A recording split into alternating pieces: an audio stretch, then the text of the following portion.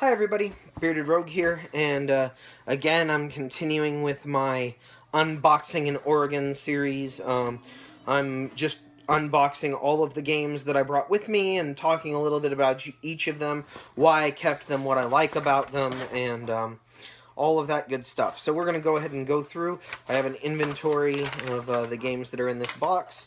Nothing appears to be damaged, so it ended up not being necessary, but it's a good step to take if you're going to move your collection across the country. Just make a spreadsheet of all of your games, which box they're in. I have the digital copy, and then I have the physical copy inside of each box. Just makes it easier to know what's what. Anyway, let's get into box 3. So, the first thing I'm noticing in box 3 is you're going to see the same publishers a couple of times. So, let's get started. First, Gamelin Games Tiny Epic Defenders. This is the co-op game in the Tiny Epic line.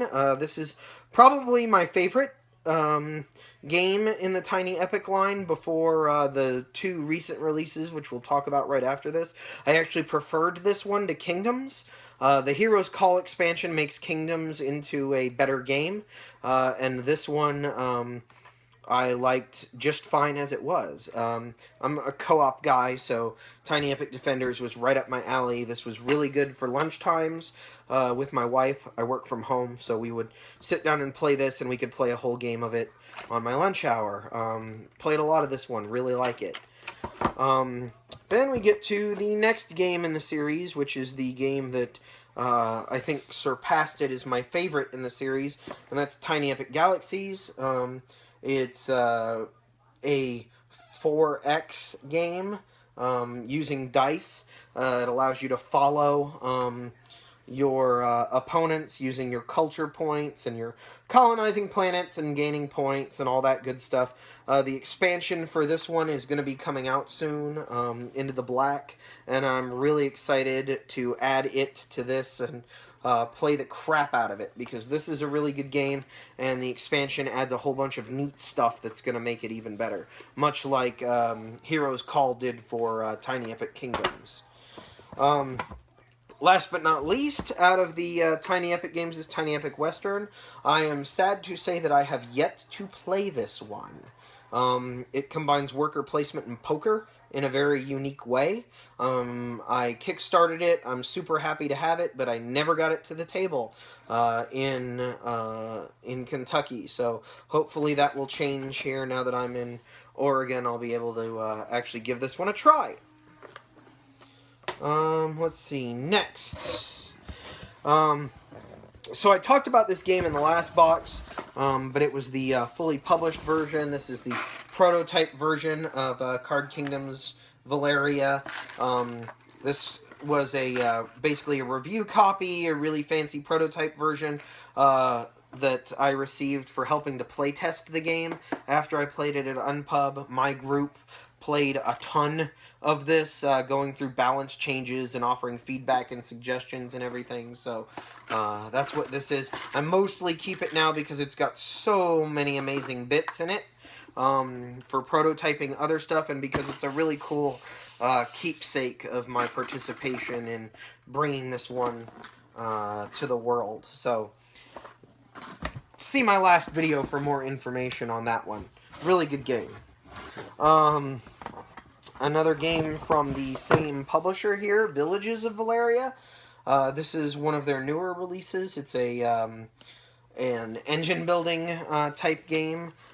Pretty cool, plays really quick, really easy to play with everybody, set in the same world as Valeria, but different mechanisms. I really dig this one. Got a chance to play it several times while I was, just before I left. Yeah, add that one to the Valeria lineup that I have. Let's see, what else? Alright, we'll talk about that separate in a minute. Here we go. Blood of an Englishman. This is a two-player game I have yet to play. I didn't get to play a lot of two-player games in the time just before I left Kentucky. Most of our game nights were 4 or 5 players, and with everybody being so busy, 2-player at home just wasn't common. So this is a game I'm looking to get to the table soon. I've heard lots of great things about this little asymmetric 2-player game from Renegade. I'll say more probably once I've played it. It actually won the Cardboard Edison contest last year as well. Cthulhu Realms. This is Tasty Minstrel's Cthulhu-themed version of Star Realms. I have not played this yet. This came as part of a bunch of games that I got right before I left, so I haven't gotten a chance to try it. I really like Star Realms. This is a more contained version of that with not nearly as many expansions as of yet. So I'm going to give this one a try. I guess it also plays like up to 4 people, I think, if I'm remembering correctly. Which is different in that Star Realms is 2-person only. So, Cthulhu Realms. What's next? Okay, here we go. More Valeria. Quests of Valeria. I have not played this one yet. It literally arrived and then went right into the moving box. This is also set in the Valeria universe. It's a resource management quest completion game. Imagine Lords of Waterdeep without all that messy worker placement. That's kind of what it is. It's the quest system from Lords of Waterdeep as its own game. I mean, it's got a lot of other stuff to it too, and it's set in the Valeria universe, and it's got that amazing artwork. But this, along with Villages and Card Kingdoms, completes my Valeria set of stuff now from Daily Magic until at least the expansion for Card Kingdoms and any additional Valeria games come out. So we'll cross those bridge when they come to it. But that's the third in the series, and I have all 3. Let's see what's next. Okay, we're gonna do this one. The minigame library from Level 99 Games. This is a Kickstarter that I took a chance on because I really loved BattleCon. Inside of it are several little games. Noir is fantastic. Pixel Tactics is killer. Master Plan and Grimoire Shuffle are both very, very fun and don't get as much press as they deserve. The other games, Blades of Legend and Infinity Dungeon. Blades of Legend is like a hidden traders game, and Infinity Dungeon is a role-playing type game. I've not really played either of those, but Pixel Tactics and Noir are super solid, and then Master Plan and Grimoire Shuffle are both really good. I do not regret this at all. I'm sad that the minigame library structure didn't work out for Level 99, because I think this was a really cool way to bundle a whole bunch of smaller titles together, so that they could all kind of stand strong with each other. Unfortunately, it looks like they're now releasing what was planned to be the minigame library 2 as separate individual games, and I guess this business model just didn't work out. But I'm glad I got my minigame library, because it introduced me to some fantastic games. One of those games, as I said, was Pixel Tactics, and this is Pixel Tactics Deluxe. Pixel Tactics Deluxe, in and of itself, was its own game, but it also houses all of the other Pixel Tactics inside of one gigantic box. It collects all of them. Pixel Tactics is a 2-player tactics card game, where all of the cards have multiple uses. You can either play them in your front rank, your middle rank, your rear rank, as a leader, or you can play them from your hand as a special ability. All of the cards do different things depending on how you use them, and it's just whatever you draw, tactically use it to try to defeat your opponent's team. Really, really cool. They've recently released a Mega Man version, which I will be adding to this once I get it. I know that it is shipped. Unfortunately, it shipped before my address changed officially. So, hopefully it will make it here from Kentucky. But Pixel Tactics, and I also have the playmat for Pixel Tactics here. Because I like this game a whole bunch. Big fan of Level 99 games. This is one of the reasons why.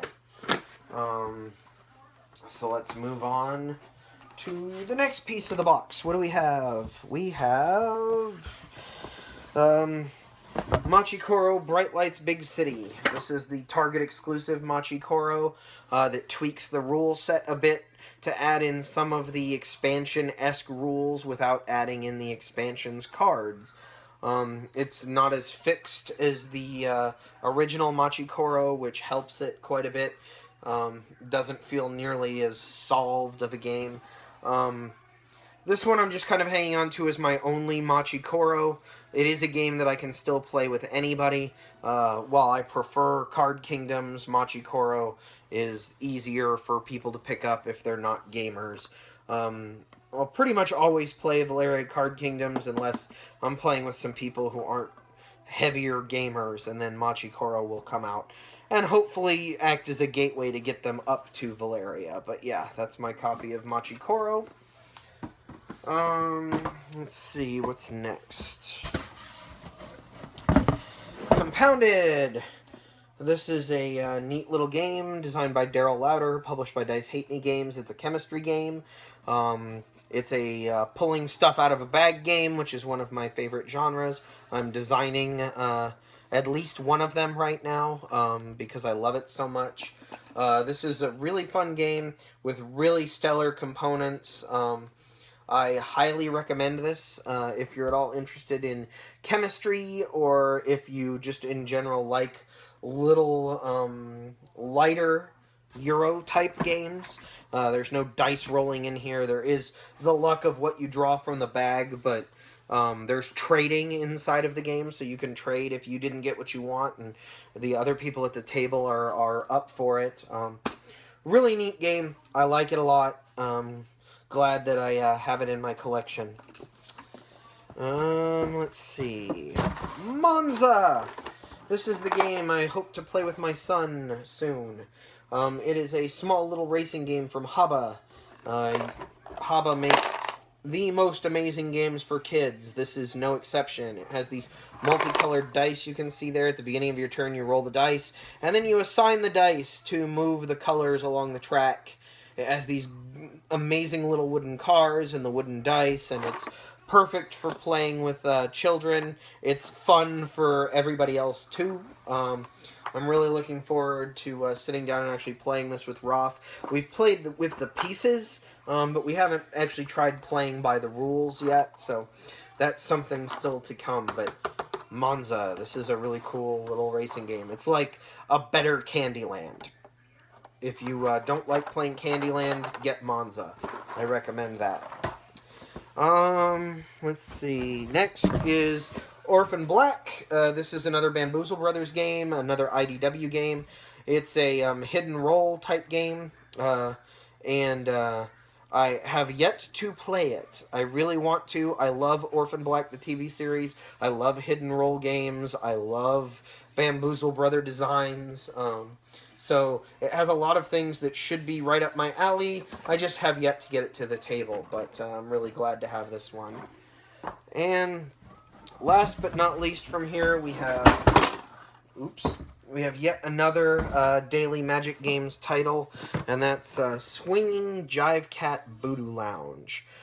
This game is not like any other game I've ever played. It is an area control game, and it uses its cards in a very unique way. I really like it. There's only one problem I have with the game, and that's that some of the goal cards that you can complete specify specific people on the board. And while the artwork on the board is gorgeous, it's also busy. So sometimes it takes some time to find those people. So I've added some cubes to this. So I can put one on the goal and then one on each of the people that need to be controlled to complete that goal, which makes it much easier to see what's going on. Other than that, amazing game, amazing components. I mean, you track your score with little plastic monkeys hanging off of a martini glass. Not much more needs to be said than that. Like, amazing production values, fun little area control game. Swing Jive Cat Voodoo Lounge. And that's it for box 4. So I'm going to go ahead and call it here, and we will unbox some more later. Bearded Rogue, out.